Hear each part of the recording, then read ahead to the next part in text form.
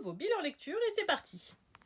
On commence chez Kiyun avec le 11e et dernier tome d'Echoes. Ça y est, j'ai dit au revoir à un de mes titres favoris. La fin était vraiment super, aussi bien que je l'ai imaginé, très touchante avec beaucoup de réponses. J'ai quelques petits bémols que je vous mettrai dans mon post, mais sur le global, Echoes est un énorme coup de cœur.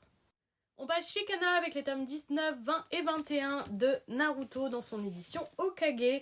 J'aime tout particulièrement la couverture de ce tome. On reste sur un récit plutôt classique, très peu d'étonnement sur les événements qui se passent dans ces tomes. Je retiens surtout le tome 21 avec un très beau combat pour Jiraiya et une suite qui commence à être intéressante. J'apprécie qu'on voit aussi le point de vue de Sasuke à la lecture. C'est toujours pas une lecture transcendante, mais je continue de découvrir.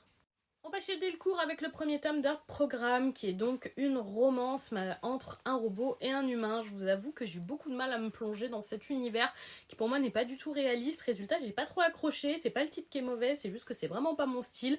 Si vous, la romance entre un humain et un robot, ça peut vous accrocher, ce sera très bien, mais moi c'est vraiment pas pour moi.